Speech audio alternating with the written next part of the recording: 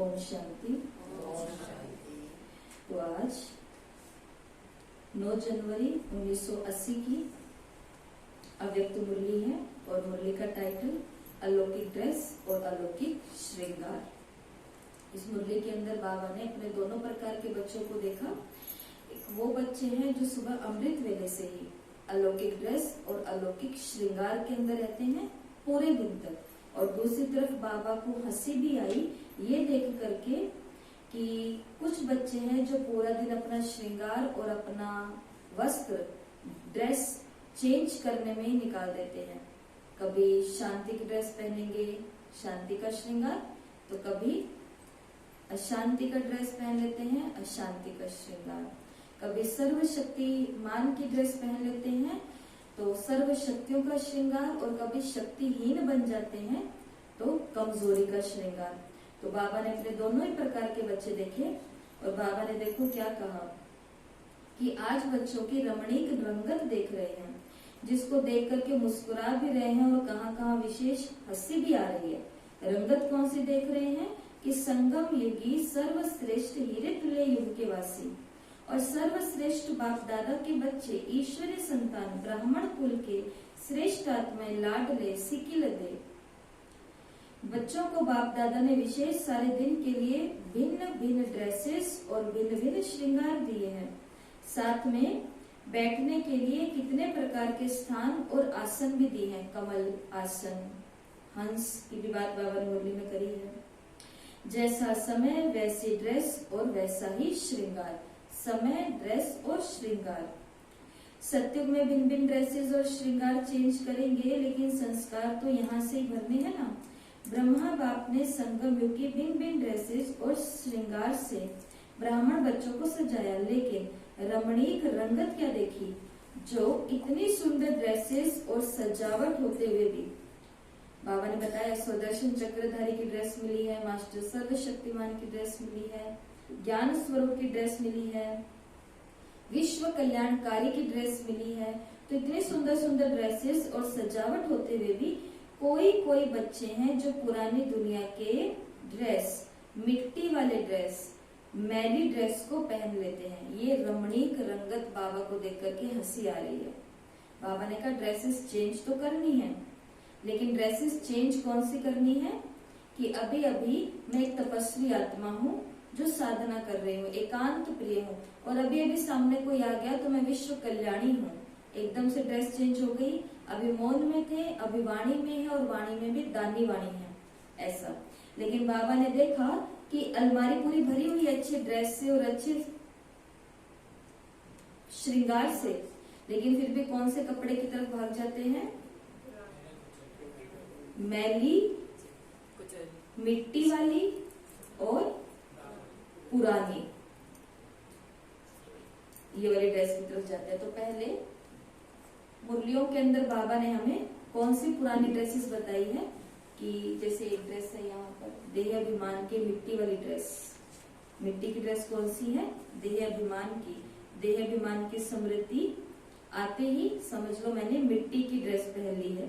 दूसरी है बदबू वाली ड्रेस, स्मेल, 5S है। इसको याद रखना है हमको लाइफ टाइम तक, क्योंकि ये कपड़े हमको पहनने नहीं है। जो कपड़े हमें पहनने नहीं होते या घर वालों को हम अलाउ नहीं करते हैं, उन कपड़ों की नॉलेज होती है तभी तो मना करते हैं ना, ये नहीं पहने। अगर नॉलेज ही ना हो तो क्यों कोई मना करेगा, नहीं करेगा। जैसे बहनें हैं वो व्हाइट साड़ी पहनती है, लेकिन जैसे इधर राजस्थान में बहुत ज्यादा हम देखते हैं, सुनते भी, हमें वही परिवारों में भी हमें ये बात मालूम है कि अगर कोई माता रेगुलर क्लास पर आने लगे तो उसको घर वाले कहेंगे तुम जा तो रहे हो, परंतु बस एक ही बात का ध्यान रखना, तुम्हें कभी उनके जैसे सफेद कपड़े मत पहन लेना। तुम सही कह रहे हो कि गलत? और ये तो आप लोगों की हिम्मत है कि सीधा क्लास में आ रहे हो, जा रहे हो तो यूनिफॉर्म में होते हो, नहीं तो बहुत सारे इलाके ऐसे जहाँ पर ऐसा कर भी नहीं पा रहे हैं, क्योंकि परिवार के परिवार नजदीक में बैठे हैं। तो क्योंकि उनको मालूम है कि ये ड्रेस इनके पहनने के लिए नहीं है, इसलिए वो मना करते हैं। इसी प्रकार से आप अपने बच्चों को, बच्चियों को, बहुओं को, बेटियों को, आदि आदि को मना करते हो, तुम्हें ये वाले कपड़े नहीं पहनने, बाकी ये तुम पहनो। तो पहले मालूम होता है ना कि ये कपड़े का कारण क्या है इसकी बनावट, क्या है इसकी रंगत, तब मना करते ये नहीं पहनना। इसलिए आपसे कभी भी पूछा जा सकता है कि कौन से कपड़े हैं जो हम ब्राह्मणों को नहीं पहनने हैं, तो 5S, एस से ही शुरू होने वाले 5 ड्रेस हैं। तो पहला एस है सोइल। सोइल का मतलब होता है मिट्टी, SOIL सोइल, SOUL सोल। तो जब हम आई करते हैं, मैं करते हैं, SOIL, तो हम मिट्टी ही हैं, ये देहाभिमान है। ठीक है। दूसरी ड्रेस है एस फॉर स्मेल। स्मेल का मतलब होता है बदबू वाली ड्रेस। तो देह के संबंध और देह के पदार्थों के लगाव की बदबू वाली ड्रेस, जो दूर से ही बदबू आती है। बाबा भी अपने मुंह पर रुमाल रख लेते थे। जब बाबा को कोई अपने सामने अहंकारी दिखता था, क्रोधी दिखता था, बोलता था मेरे कारण केंद्र चल रहे हैं, मैंने ये दिया, मैंने ये किया, मेरी वो चीज कहाँ पर है, तो बाबा अपने मुंह पर रुमाल, क्योंकि बाबा को उस समय उस आत्मा से बदबू आती थी। किस चीज की बदबू है? देह के संबंध, बीके आपस में रिश्ते बनाते हैं ना, ज्ञान के अलावा जो भी बातें करते समझ लेना परम धाम में बाबा के पास मुझसे बदबू जा रही है।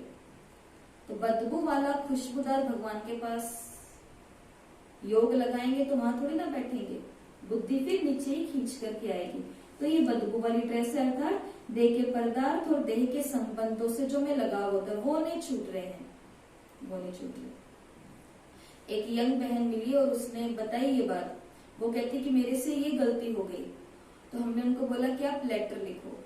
तो उसने लेटर लिखा और लेटर में बाबा को लिखा कि बाबा मेरे से ही गलती हुई। गलती बहुत बड़ी नहीं थी, लेकिन उस बच्ची के लिए वो बड़ी ही थी। तो उसने लिख दिया कि ये गलती हो गई है। और लास्ट में उसने क्या लिखा कि क्या बोला कि बाबा मेरे से ये गलती हो तो गई है, क्योंकि वो पहले हमें बोल चुकी थी, लेकिन बोलने के बाद उसकी सेटिंग नहीं हो रही थी। तो फिर कहा है कि भाई बाबा मैं ये से गलती हो गई, मुझे माफ कर दो, माफ कर दो, माफ कर दो, मुझे कोई भी सजा दे दो दीदी, मुझे कोई भी पनिशमेंट, पर एक तो घर पे नहीं बताना, और दूसरी पनिशमेंट क्या जो मुझे नहीं देना वो है मुझसे मेरा मोबाइल मत लेना। बस ये छोटे छोटे बच्चों के हाल हैं। अभी पदार्थों से क्या हो गया है? लगाव हो गया है। संबंधों से क्या हो गया है? लगाव हो गया है। और ये बात, ये मुरली ब्राह्मणों की चल रही है, ये ब्राह्मणों के कपड़ों की बात हो रही है, संसार के कपड़ों की बातें, लोगों की बातें नहीं हो रही है। तो हमसे बाबा को क्या आती है? बदबू आती है। तीसरी एस फॉर स्किन। स्किन का मतलब होता है क्रिमिनल आई, कि हमारी आंखें सिर्फ किसको देखती है? लोगों के विकार। हाँ, मतलब गंदे चमड़े की ड्रेस, अर्थात क्रिमिनल आई की चमड़ी को देखने की ड्रेस। बीके के भी चमड़ियों को देख रहे हैं। कितने सारे ब्राह्मणों को सुन लेते हैं हम ये बोलते हुए। बहुत योगी तपस्वी बैठे हैं यहाँ पर, ग्रस्त में रहने वाले, परंतु कई हैं जो यहाँ अपने तो बारे में बातें करते होंगे, परंतु सेवा केंद्र की बहनों के लिए भी बोल देते हैं कि देखा वो बहन जी आजकल मोटे हो गए हैं, देखा वो बहन जी आजकल थोड़े से ऐसे हो गए हैं, देखा वो थोड़े से ऐसे हो गए हैं। तो ये हमने कौन सी ड्रेस पहन ली? क्रिमिनल आई। जो आपको आत्मा का पाठ पढ़ाती है उसके आप शरीर को देखते हो। और ये कौन है? बाबा ने बताया ना परसों ही मुरली के अंदर कि तुम तो संगम युग की शिव शक्तियां हो। तो भगवान की शक्ति के ऊपर हमारी नजर पड़ रही है शरीर की आकृति पर। तो इससे ये मालूम पड़ता है कि इन आत्माओं का दुनिया में तो सिर्फ ये शरीर चमड़ी को ही देखते होंगे। और बाबा ने मुरली में बोला कि वो हर आत्मा चमार है।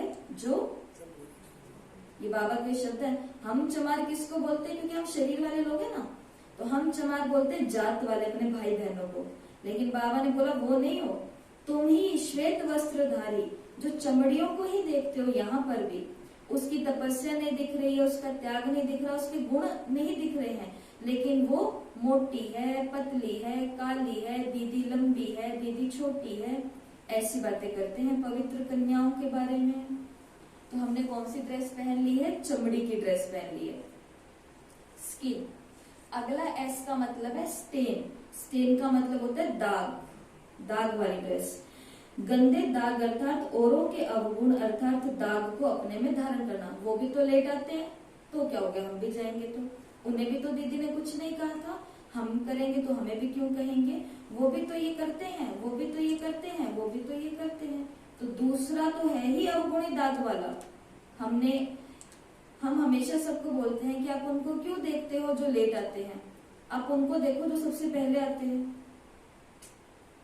अब अपनी क्लास का टाइम जैसे सेट किया, सबसे पहले आ जाते हैं पार्वती बहन, आ जाते हैं, वो योग में बैठ जाते हैं आकर के। तो ऐसा देखना है तो ऐसों को देखो जो पहले आकर के भी बैठ रहे हैं, उनको नहीं देखना जो लास्ट में आ रहे हैं। ये एक उदाहरण दिया, ऐसे ढेर उदाहरण है सेवा केंद्रों पर। तो गंदे दाग वाली ड्रेस नहीं पहननी है मुझे। और अगला है ब्लड, खून के दाग वाली ड्रेस। ये कौन सी ड्रेस है?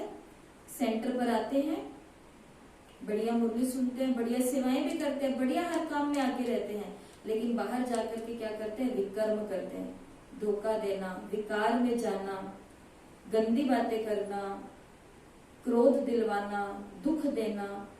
एक खास खून वाले के अंदर तो यही है कि बार बार विकर्म करना अर्थात आत्मघात करना, आत्मा की श्रेष्ठ स्थिति का घात करना। मुरली से गए हैं आत्मा की शक्ति को भर के, मैं आत्माओं से ये बाबा मैं आत्मा बढ़िया, लेकिन बाहर जाते ऐसे संग में बैठ गए कि 1 मिनट में उन्होंने हमें शरीर में ला दिया।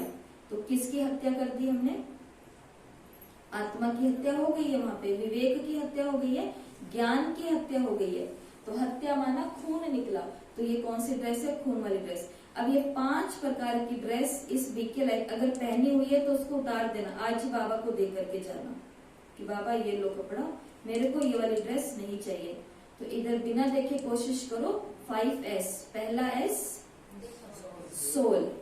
सोइल, मिट्टी वाली ड्रेस माना, जो मैं खुद को बहुत ज्यादा देह समझती हूँ। देह का मतलब मैं ये सेवा करती हूँ, मैं ये देती हूँ, मैं ये करता हूँ, मैं वो करता हूँ। हम कुछ नहीं देते, हमारे अंदर क्या देने की हिम्मत है? इतना देते देते देते हम इतने पर तो आ गए हैं। वो मंदिर की कहानी नहीं सुनी कि भगत को बहुत अच्छी भगवान से प्राप्ति होती है और आज वो सोचता है 1000 रुपए भगवान के मंदिर में चढ़ा करके आऊंगा।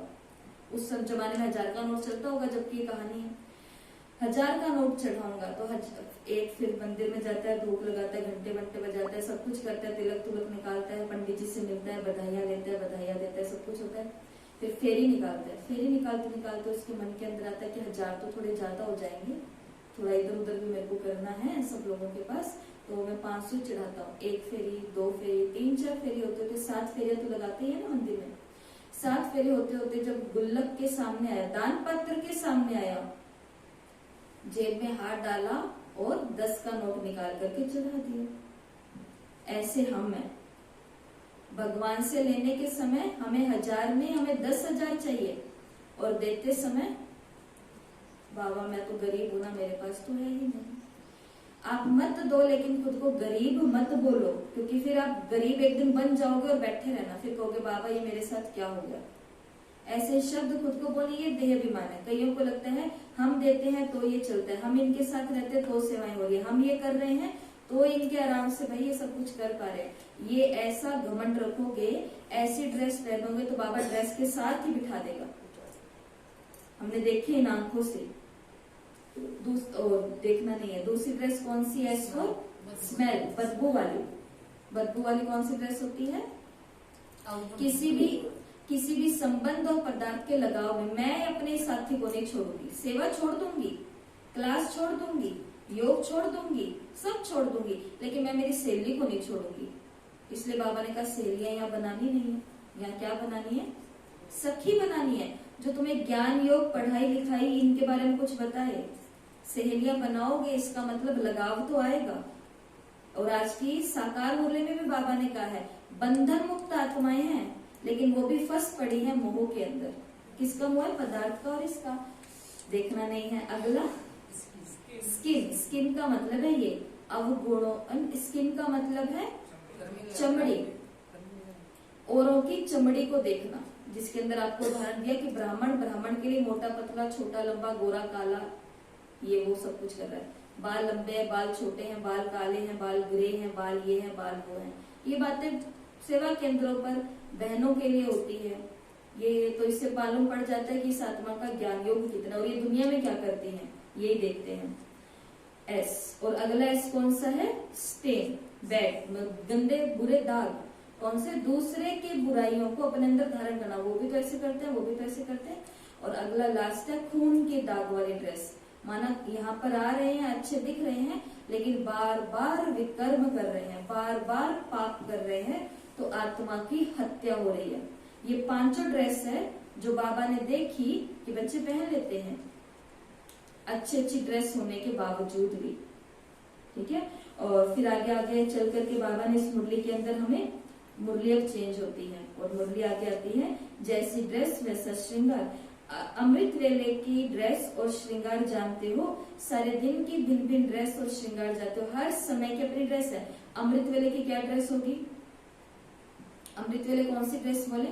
ड्रेस का मतलब है टाइटल्स। मुरली जिन्होंने रात को पढ़ी उनको पता है बाबा की भाषा में हमारी ड्रेस कौन कौन सी है, जो हमारे टाइटल है, अलग अलग टाइटल्स ही हमारी ड्रेस है। हाँ, अमृत वेले में कौन हूँ? जैसे कि बालक सो मालिक, बाबा बाप के रूप में मिल रहे हैं ना। अमृत वेले में कौन हूँ? जो आपने बोला स्वदर्शन चक्रधारी, चक्र को याद कर रही हूँ। तो जैसी ड्रेस वैसा श्रृंगार, ऐसे ही पूरे दिन में संबंध संपर्क में आ रहे हैं तो विश्व कल्याणकारी की ड्रेस। तो भिन्न भिन्न गुणों के श्रृंगार और भिन्न भिन्न टाइटल की ड्रेस। श्रृंगार है गुण, तो भिन्न भिन्न ड्रेसेस और भिन्न भिन्न श्रृंगार होते हैं। अब बाबा श्रृंगार कहाँ के होते हैं? भिन्न भिन्न। पैरों का अलग है, पैर में भी बिछुआ अलग है, पायल अलग है, फिर कमर बंद होती है, बाजू बंद होती है, फिर यहाँ पर काजल भी है, लाली भी है, फिर माथे का भी है, हाथ का भी है ना, गले का भी है, कानों का भी है। तो ये सब हमारे भिन्न भिन्न श्रृंगार है। तो बाबा ने क्या कहा? बाबा ने कहा हाथों में, गले में, कानों में और मस्तक में ये श्रृंगार हो। मस्तक में सदा समृद्धि रहे, मैं आनंद स्वरूप हूँ। मस्तक में सदा, तो कौन सी बिंदी लगानी है? मैं आनंद स्वरूप हूँ। तो मस्तक में ये चिंदी हो, मुख द्वारा और गले द्वारा। अब देखो मैचिंग ड्रेस पहननी है ना, मैचिंग श्रृंगार सारा मैचिंग मैचिंग होना चाहिए। तो यहाँ पर बिंदी कौन सी लगाई? आनंद स्वरूप की बिंदी। तो गले के अंदर जो हार पहनेंगे वो भी कैसा पहनेंगे? आनंद वाला। तो मैं आनंद दिलाने वाली बातें ही करूं, ये है गले का श्रृंगार। कि मैं जो बोलूं इस कंठ के द्वारा, इस मुख के द्वारा, तो वो बातें कैसे होनी चाहिए? आनंद। क्योंकि आज मैंने कौन सा श्रृंगार किया हुआ है? आनंद का श्रृंगार किया हुआ है। हाथों द्वारा भी कर्म ऐसे हों जो आनंद की स्थिति में स्थित होने वाले हों। सेवा कर रहे हैं परंतु लग रहा है कि कब ये काम होए और कब मैं जाऊं। आनंद है वहां पर? आनंद नहीं है ना। लेकिन सेवा तो वही सेवा होती है जिसके अंदर हम डूब चुके हैं, खो चुके हैं, आनंद आत्मा को अनुभव हो रहा है। तो ये हाथों का कंगन हो गए। कानों द्वारा आनंद स्वरूप बनने की बातें सुनते रहना, ये कानों का श्रृंगार है। और पांव द्वारा आनंद स्वरूप बनाने की सेवा की तरफ जाना, ये पांवों का श्रृंगार है। तो अब एक सेट समझ लिया, ये आनंद का सेट है।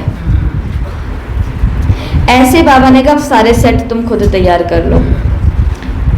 सुख की बिंदी लगाई, अब गले में और मुख में, गले में सुख की माला पहनी, अर्थात कि मेरा गला, मेरा कंठ, मेरी वाणी सिर्फ वो ही बातें करेगा जो औरों को सुख की अनुभूति कराए। कान वही बातें सुनेंगे जो मुझे आत्मा को सुख का अनुभव कराए। और हाथ वही सेवा करेंगे जो औरों को सुख दिलाए। और पैर उसी स्थान पर जाएंगे जहां पर आत्माएं सुख का इंतजार कर रही हैं, ताकि मैं उन्हें जाकर के सुख दे करके तो आऊं। बाबा अच्छा ना सेट। बाबा ने कहा ये सेट अपने पास रखो, सुबह सुबह अमृत वेले पहना दो अपने आप को सेट। ये श्रृंगार का कंपटीशन हुआ है ना, ये आत्मा का श्रृंगार ऐसा है, सब अदृश्य है। लेकिन कान में भी है, कानों में कुंडल भी है, गले में माला भी है, हाथों में कंगन भी है, पैरों में पायल भी है, माथे पर चिंदी बिंदी भी है। तो बाबा ने कहा कि देखो सेट धारण करना तो आता है ना, या कानों का पहनेंगे और गले का छोड़ देंगे। वैसे आजकल की दुनिया में सेट पहनने का रिवाज है, तो आपके इतने श्रेष्ठ श्रृंगार के सेट हैं, वो धारण क्यों नहीं करते हो, क्यों नहीं पहनते हो? भिन्न भिन्न प्रकार के सुंदर ड्रेसेस को छोड़ करके ये देह अभिमान वाली मिट्टी वाली ड्रेसेस क्यों पहन लेते हो? तो यहाँ पर बाबा ने कंपटीशन लगवाया कि ड्रेस का भी कंपटीशन होना चाहिए। फिर क्रिमिनल आई का, बदबू वाला, गंदी ड्रेस, चमड़ी वाली ड्रेस, साइड ड्रेस, खून के दागों वाली ड्रेस, सब कुछ बाबा ने बता दिया। मुरली बहुत ध्यान से पढ़ने वाली है, तो सभी ध्यान से इसको पढ़ना, ठीक है। तो यहाँ पर बाबा ड्रेसेस का बता रहे हैं। और ये तो अभी हम देखेंगे 16 श्रृंगार। मुरली के अंदर तो नहीं है, मुरली के अंदर तो 5 ही श्रृंगार बाबा ने बताए हैं, परंतु 16 का बहुत महत्व है। जैसे कृष्ण के लिए बोलते हैं उस दुनिया में 16 कला संपूर्ण होंगे, है ना। 16 कलाएं, 16 श्रृंगार, माताएं बहनें जो होती है, सगाई के अलग 16 श्रृंगार होते हैं, शादी के अलग 16 श्रृंगार होते हैं। कहीं कहीं पर बहुत, जहाँ पर जैसे हिमाचल और साइड है जहाँ पर बहुत ज्यादा देवियों की पूजा होती है, तो वहां पर इन श्रृंगारों का सेट जो है इसका बहुत वैल्यू है। 16 श्रृंगार चढ़ते हैं ना माँ को, तो ऐसा ये हमारे 16 श्रृंगार है। तो कौन कौन से हैं? बिंदी, अभी तो मेरे को, चलो बिंदी। बिंदी का मतलब है आत्म स्वरूप की निशानी, आत्म समृद्धि की निशानी। तो ये है ये रूहानी श्रृंगार है, ये है बिंदी। घुंघरू, कौन से घुंघरू हैं? सेवा वाली बहनों को देखा है ना, उनके पैरों में से, उनके आसपास से आवाज नहीं आती है घुंघरू की, घुंघरू की आवाजें आती है। ये वो आवाज नहीं है जो इन कानों से सुनाई देती है, ये वो आवाज है जो अनहद नाद की तरह दिखती है रिजल्ट के रूप में। कि हर आत्मा, जैसे हम मधुबन गए ट्रेनिंग के लिए, तो वहां का पहला दृश्य, अभी तक हमने भागवत की एक कथा सुनी थी कि कृष्ण को 16,108 रानियां थी, और कभी शायद हल्का फुल्का कभी ये जिंदगी में सोचा होगा कि 16,000 रानियां थी और आपस में देखो अच्छे से भी रहती थी, इतना शायद सोचा होगा, लेकिन हमें नहीं मालूम कि सोचा भी होगा। एक बात कह रही, कोई सोचेगा, इतना तो सोचेगा ना कि 16,108 एक आपस में कैसे मिलजुल करके रहते थे। लेकिन जब हम वहां गए, वहां जाते ही जब अमृत पहले दिन 3:30 बजे हाजिरी लगती थी, हर समय की हाजिरी होती है, जैसे आर्मी ऑफिसर की हाजिरी लगती है ना, वो रजिस्टर लेकर के बाहर ही खड़े रहते थे, तो हाजिरी लगती, एंट्री हुई, एंट्री होकर के 4:45 बजे जब सब बाहर निकले, सबके सब लगभग ये कितनी कन्याएं थी, 1200 के आसपास थी सभी कुमारियां, सबके सब जब निकली तो सबके सब आपस में बात कर रही है कि आज तो बाबा ने मुझे ये अनुभव कराया, आज ये अनुभव कराया, आज बाबा ये, आज बाबा ये। और उनको देखते देखते मुझे सिर्फ वही सीन याद आया कि देखो कि कृष्ण की ही थी सभी रानियां, लेकिन आपस में एक दूसरे को सुनती भी और एक दूसरे कहते कल मैं भी यही वाला योग करूंगी, मैं भी यही वाला योग करूंगी, खुश होती है एक दूसरे को देख करके। तो समझ में आया कि सही बात है, शिव बाबा की है सारी की सारी, लेकिन एक दूसरे के अनुभव सुन रही है।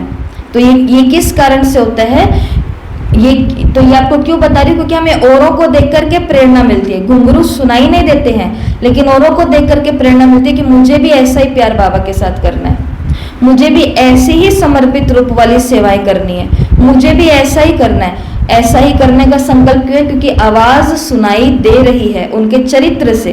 तो पैरों के अंदर घुंघरू, सेवा, करघनी, कमरबंद। कमरबंद कौन सा बांधना है हमें? दृढ़ता, दृढ़ संकल्प कि एक बार जो ठान लिया ही करना है तो करना है।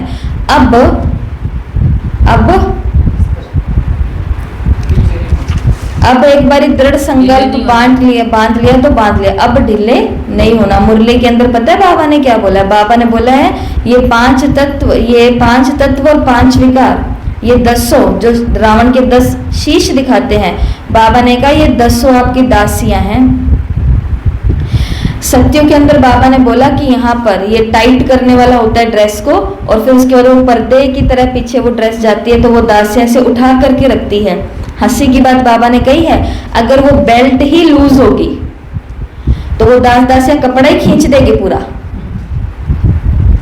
समझा? क्योंकि थोड़ी सी रानी तेज चली, थोड़ा सा दासी का इधर उधर ध्यान हुआ और ड्रेस ही हाथ में खींच करके आ जाएगी, अगर पट्टा लूज है तो। बाबा ने भी मुरली के अंदर ये बोला है कि अपना ये जो, ऐसा नहीं बोला, परंतु दृढ़ता को मजबूत रखना है। हमने भी थोड़ी सी दृढ़ता को लूज किया, इतने में ये 5 तत्व, बीमारी आदि और ये 5 विकार कब हमारी ये अलौकिक ड्रेस को उतार करके घेरेंगे हमें भी मालूम पड़ता है क्या? बताओ आप, मालूम पड़ता है कब माया हमारे कपड़े उतार देती है स्वमान के? कुछ नहीं मालूम पड़ता है। और वस्त्र तो बाबा ने बता दिया, हमारे रूहानी वस्त्र क्या है? जो हमें टाइटल बाबा के द्वारा मिले, स्वदर्शन चक्रधारी, आनंद स्वरूप, प्रेम स्वरूप, त्रिमूर्ति। हम भी बाबा के मास्टर त्रिमूर्ति है, मास्टर सर्वशक्तिमान है, मास्टर ज्ञान सूर्य हैं, शिव शक्ति हैं, जागती ज्योत हैं। ये सभी हमारे इतने सारे ड्रेस, अलमारी पूरी एकदम भरी हुई है कपड़ों से, तो भी हमें कौन से कपड़े अच्छे लग रहे हैं? कौन नहीं पहना है? नहीं पहनते। बाजूबंद, तो बाजूबंद भी किसकी निशानी है? सहयोग की, कि हम एक दूसरे के, क्योंकि बिना सहयोग के नहीं होता, ये समाज बना इसलिए सब एक दूसरे को सहयोगी तो कर रहे हैं। सबसे बड़ी संरचना अपने शरीर की देखो, सहयोग का डिपार्टमेंट कितना जबरदस्त चल रहा है। मन, पेट को भूख लगती है, गुड़गुड़ गुड़गुड़ होना शुरू हो जाता है, हो गया शुरू। पेट के अंदर कुछ कुछ शुरू हो गया, भूख लगनी, पेट को भूख लग रही है, हाथ अब जाएंगे रसोई की तरफ, गरम गरम फुलके बनाएंगे। भूख तो नहीं लगी किसी को? रोटी बनाएंगे, फुलके बनाएंगे, दही आदि आदि, लस्सी, ये चाय नाश्ता जो भी है सब तैयार कर लेंगे।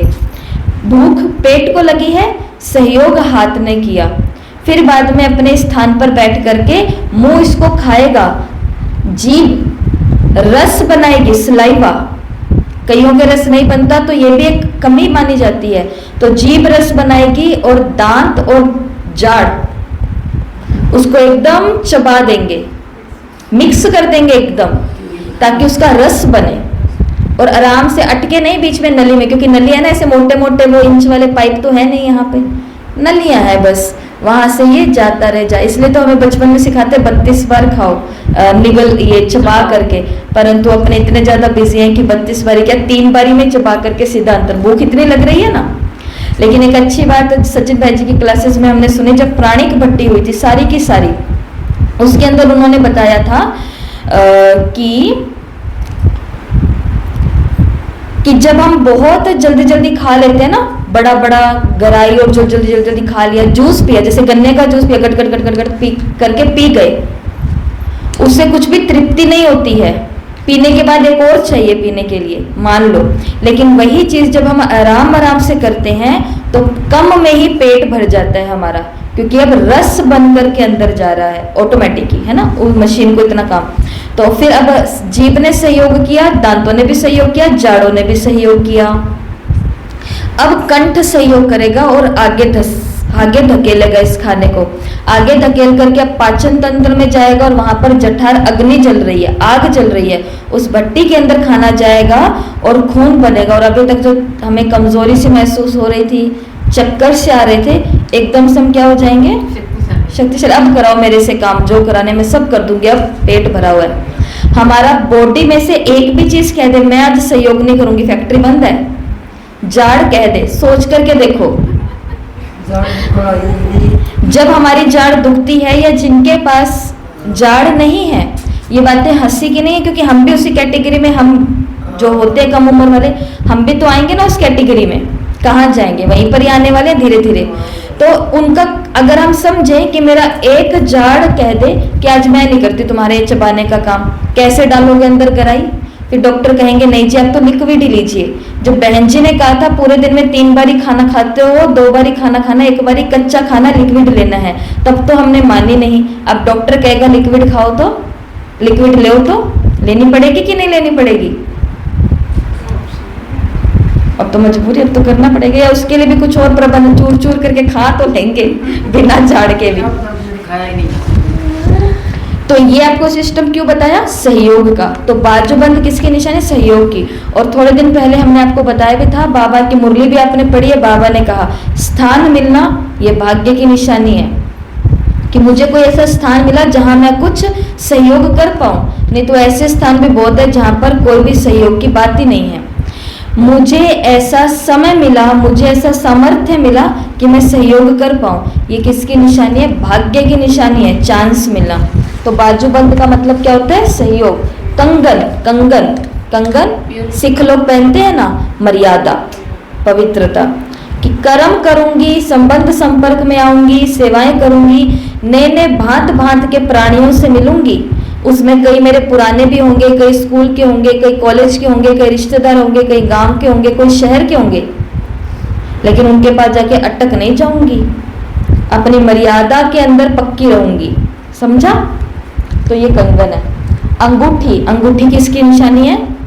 कि मैं किसकी हूं, मैं हूं किसकी। अब ये जीवन इसका नहीं है, अब ये जीवन उसका हो चुका है। अंगूठी, कोई भी अंगूठी हो वो। आगे क्या है? माला। माला के लिए हमने देख लिया, माला विजय की भी माला होती है, माला गुणों की भी माला होती है। वाणी मेरी कैसी निकल करके आ रही है? ऊंचा उठाने वाले शब्द हैं, आगे बढ़ाने वाले शब्द हैं, या भेद लेने वाले शब्द हैं। समझते ना, भेद लेना। ऐसी है कईयों की वाणी। लाली, लाली कौन सी है? लाली किसको बोलते हैं? लिपस्टिक। तो ये कौन सी है? मधुर मुस्कान, रूहानी मुस्कान, मीठी वाणी, यही मानेंगे इसके अंदर। चमक, चमक कौन सी है? रूहानियत की चमक है, रूहानी श्रृंगार के अंदर रूहानियत की। अपने मधुबन जाते हैं तो ब्रह्मा कुमारियों का एकदम सैलाब देखते हो आप लोग। सबने कौन सा मेकअप किया होता है? रूहानी मेकअप किया हुआ होता है। तो ऑटोमेटिक ही बिना किसी क्रीम के, बिना किसी पाउडर के, बिना किसी इसके, बिना किसी उसके, वो एकदम से चमक रही होती है अपने कपड़ों के साथ में, क्योंकि अपना ओरा लेकर के घूम रही है। तो ये चमक। नथनी, नथिंग न्यू की स्मृति में रहना। कल सुना ना, सब ड्रामा है, सब ड्रामा है। लेकिन हाँ, पिछला ड्रामा मुझसे गलती करवा के गया है तो उसको बिंदी लगा करके आगे का ड्रामा अच्छा बनाना है। ये प्रवचन बैठ के नहीं देने लग जाना कि आपको तो पता ही है सब ड्रामा है, तो वो तो पता ही है सब ड्रामा है, वो तो भगवान को भी पता है सब ड्रामा है। लेकिन नथिंग न्यू, टेंशन नहीं लेनी है किसी बात की। जो होगा अच्छा होगा, जो हुआ अच्छा हुआ, जो हो रहा है वो भी अच्छा हो रहा है। नो टेंशन, अपने कर्म को अच्छा करो। कर्म अच्छे करने वाले को कभी अपने भविष्य की चिंता नहीं करनी पड़ती, उज्जवल है उसका भविष्य है। नो चिंता, नथिंग न्यू। कुंडल, कुंडल कानों से, बाबा ने खुद ही बताया। ये तो कैसी बातें सुननी है? ज्ञान की बातें, बस सुख दिलाने वाली बातें। जब आपको पता है कि इसके पास बैठती हूँ तो ये मेरे को फालतू की बातें सुनाती है और फिर मैं टेंशन लेकर के आती हूँ, तो आपको क्यों बैठना उन लोगों के साथ। परंतु ये ड्रेस पहनी हुई है ना बदबू वाली, लगाव भी तो छूटता नहीं है, वो भी तो अच्छी लगती है ना बहुत। तो फिर अच्छी लगती है तो सुनो, अपने कुंडल को करो खराब। तो कानों में कौन से कुंडल पहनने हैं? ज्ञान की बातें, आनंद की बातें, सुख की बातें में मुझ आत्मा तक जाए ऐसा। काजल, काजल कौन सा? पवित्र दृष्टि, कि जिसको भी देखूंगी किस दृष्टि से देखूंगी? किसी के शरीर को नहीं देखना, किसी के जात पात को देख लिया, क्या करते आए हैं 2 युगों तक, यही तो देखते आए हैं। अब देखना है तो इस आंख में ऐसा काजल लगा हुआ है जो सबके माथे में चमकती हुई इस बिंदी को ही देखते हैं, आत्मा को देखते हैं। ताज, इस समय कौन सा ताज हमें मिला है? जिम्मेवारी का ताज, सेवा का ताज या पवित्रता का ताज। ठीक है, डबल ताज है। तिलक कौन सा है? विजय, विजय का तिलक है सदा। पहले ही खुद को डिमोटिवेट नहीं करना। सेवा की बात आती है, मैं नहीं कर सकती। जाने आने की बात आती है, मैं नहीं जा सकती। बोलने, जैसे आज कंपटीशन था, मैं नहीं बोल सकती, मैं नहीं बोल सकती। तिलक, विजय, क्या होएगा? जैसा हंसी निकलेगी किसी की, हंस लेंगे, बढ़िया है, हंसने से तो किसी का खून ही बढ़ता है। तो तिलक का मतलब है पहला स्मृति कौन सी रहनी चाहिए कि बाबा ने मुझ तक ये ऑफर लाया ना, पहले चांस मेरे को बाबा ने दिलवाया इस आत्मा के द्वारा, तो मेरी तो विजय निश्चित है। अब रखो पैर, अब लेकिन सीधा ही पैर मत रख देना। बाबा ने मुरलियों के अंदर टीचर्स को ये बात समझाई, भाषण करने जाती हो खाली विजय का तिलक लगा करके मत चली जाना कि बाबा ने मुझे आज ये भाषण वालों ने निमंत्रण दिया कि आज हमारी संस्था में आके आपको भाषण करना है। लो भाई बाबा, मैं तो कल्प कल्प की विजयी आत्मा हूँ, अब पूरा दिन और कामों में टाइम निकाल दिया, अब शाम का समय या दिन का समय या दोपहर का समय, जो भी समय गए और जाकर स्टेज पर खड़े होकर भाषण देने के लिए। तैयारी तो कुछ की नहीं थी, तो विजय का तिलक तो है लेकिन उसके लिए पुरुषार्थ भी है, तो वो मेहनत भी हमें करनी है। हम तो इन धोखों से निकल चुके हैं। हमारे साथ ऐसा ही होता था कि विजय का तो तिलक है, बाबा तो आ ही जाएगा, बाबा तो बुलवा ही देगा, लेकिन जो टॉपिक होता था वो टॉपिक से कहीं और ही, और अब वो समय आ जाते हैं धीरे धीरे धीरे हार खाते खाते कि टॉपिक के इर्द गिर्द घूमते रहो, लेकिन उसके लिए पूर्व तैयारी भी तो चाहिए। हाँ, विजय का तिलक तो है, लेकिन काम भी ऐसे करने। और लास्ट में है बिछुआ। बिछुआ क्या होता है? पैर हमको वहां लेकर के जाएंगे जहां सेवा है, और ये बिछुआ क्या करेगा? सेवा पर गए, पर किसी को लेके भी तो आना है वापस, खाली जाके थोड़ी ना आना है, वापस लेके भी तो आना है। किसी का सहयोग लेकर के आएंगे, किसी का स्नेह लेकर के आएंगे, किसी का टाइम लेकर के आएंगे। हमें बता दो कब आपको कोर्स के लिए लेकर के जाएं। तो जो सेवा के अंदर ऐसे हेल्पफुल बनता है, गया और आया, गया और आया। ठीक है, तो ये है। अब देखो कमाल की बात है कि बंधन आत्माओं को पसंद नहीं है, लेकिन ये सभी आत्माएं बंधने वाली है। किसी ने यहाँ से बांधा हुआ है, किसी ने यहाँ से, किसी ने यहाँ से, किसी ने यहाँ से, किसी ने पैर की छोटी सी अंगुली को भी ऐसे बांधा हुआ है, क्योंकि ये मर्यादाओं के बंधन में बंधती है जो आत्मा, वही मर्यादा पुरुषोत्तम श्री नारायण या श्री राम बनती है। बंधना तो पड़ेगा, तभी रक्षाबंधन पे शिव बाबा ने जो प्रॉमिस किया, मैं तुम्हारी रक्षा करूंगा भैया मेरे, राखी के बंधन को निभाना। तो उसने पहली बात तो बताया होती क्या है, फिर उसके लिए तुम्हें पहले बंधना पड़ेगा मेरी प्यारी बहनों, तो तुम्हारी रक्षा करूंगा। बहन को बंधने का शौक नहीं है मर्यादाओं में, लेकिन भैया से क्या चाहिए? रक्षा सारी चाहिए कि बाबा ये, बाबा ये। तो ये है। ठीक है, तो आज का होमवर्क क्या है कि नोट्स तो आप तैयार करते ही हो, तो ये आपको करने ही है। तो आज का होमवर्क है कि ये जो 16 श्रृंगार हैं, इन्हें आपको अपनी सुलेख लिखावट में लिखना है। सुलेख लिखावट क्या होती है? सुंदर सुंदर राइटिंग के अंदर, जितना सुंदर आप कर सकते हो उतना सुंदर, जितना कलरफुल आप कर सकते हो उतना कलरफुल, जितना उसको आप सजा सकते हो हीरे मोती से उतना उसको सजा दो, जैसे गोटा वोटा लगा करके, कुछ भी करके जितना अच्छा कर सकते हो उतना अच्छा आज करो। सिर्फ 16 श्रृंगार को, इसको सजाने का मतलब आत्मा को ही हमने सजा लिया। तो ये आज का पहला होमवर्क है। काम करके निकल नहीं जाना, आगे आराम से सुंदर सुंदर लिखावट में 16 श्रृंगार लिखने। समझ में आ गया? आप ऐसे बैठते हो, मेरे को कंफ्यूजन हो जाती है कि इनको समझ आया है कि नहीं आया। थोड़े मुस्कुराते हुए बैठे तो मालूम पड़े। यही इसकी पूरी डिटेल्स भेजेंगे, क्योंकि मेरे फोन के अंदर सब लिखा हुआ है, तो हो सकता है कुछ डिटेल ऊपर नीचे हो सकती है। ये हमारा खुद का भी चिंतन है, साथ में मिक्स थोड़ा, लेकिन जहाँ से पर्टिकुलर जो चिंतन है बाबा की वाणियों में, तो वो आपके पास भी भेज दिया जाएगा। तो पूरा बिंदी, उसके आगे उसका मतलब है वो लिखना है। बिछुआ, उसके आगे उसका मतलब है वो लिखना है। सुंदर सुंदर राइटिंग में लिखना है। ठीक है। और अगला अगला काम आप सभी के चिंतन के लिए 2 होमवर्क तो मिलेंगे ही ना, 2 होमवर्क तो मिलेंगे। तो अगला होमवर्क है ये सांसारिक और अलौकिक ड्रेस के बीच में 16 अंतर। वैसे 5 ड्रेसेस तो बता दिए ना, तो इन ड्रेसेस में और ये अलौकिक ड्रेस टाइटल्स की, तो इनके अंदर 16 अंतर बताने हैं कि वो ड्रेस पहनते हैं तो ये होता है, ये ड्रेस पहनते हैं तो ये होता है। समझ में आ गया? आ गया। तो लौकिक ड्रेस का मतलब भौतिकता वाली ड्रेस, इधर वाली ड्रेस, और अलौकिक ड्रेस का मतलब ये टाइटल्स की ड्रेस। अब यहाँ पर ये जींस टॉप वाली ड्रेस को मत लिखने लग जाना, सूट साड़ी, ये नहीं है लौकिक ड्रेस। लौकिक ड्रेस का मतलब ये वाली ड्रेस, वो भी लिख सकते हो और ये भी लिख सकते हो। ठीक है, दोनों में अंतर। तो चलो,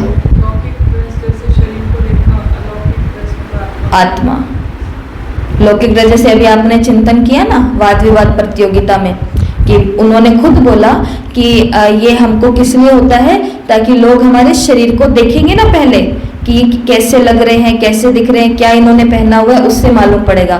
तो उसका लक्ष्य ही होता है कि लोग पहले इतनी सारी शादियों में सज करके क्यों जाते हैं? घरों के अंदर जो भूत बन करके घूमती है, शादी में वो कैसे जाती है?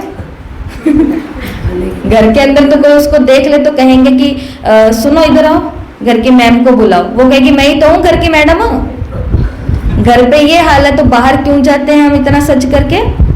क्यों? क्योंकि लोगों को दिखाना है हमें। तो शरीर को हम अच्छा इसलिए रखते हैं ताकि लोग देखेंगे इतने भीड़ में से कि ये भी अच्छे लग रहे हैं। अच्छे लग रहे हैं। लेकिन आत्मा की श्रृंगार, आत्मा की ड्रेस, जो ये ड्रेसेस है टाइटल्स की, इसका कोई भी लक्ष्य शरीर की तरफ खिंचाने का नहीं होता है।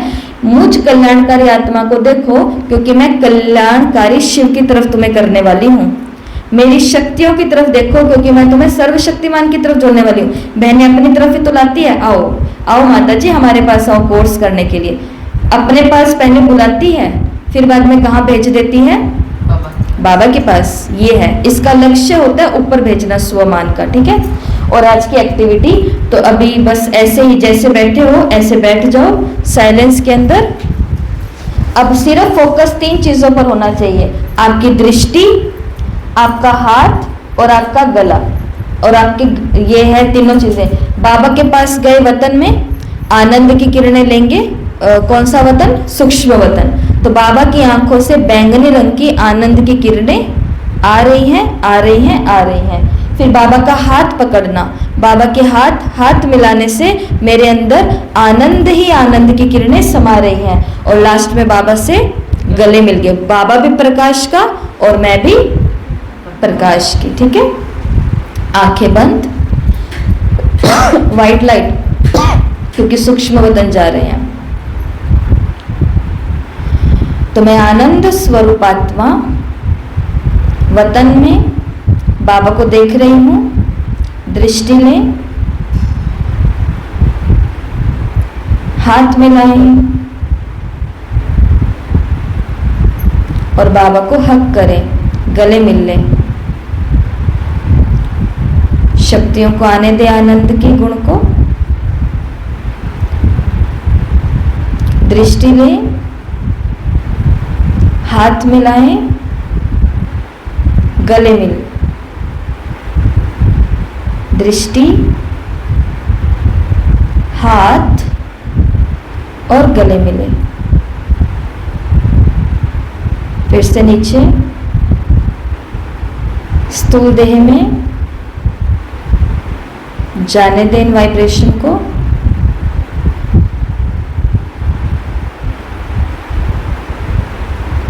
ओम शांति, ओम शांति। हो गया, आज का योग भी हो गया।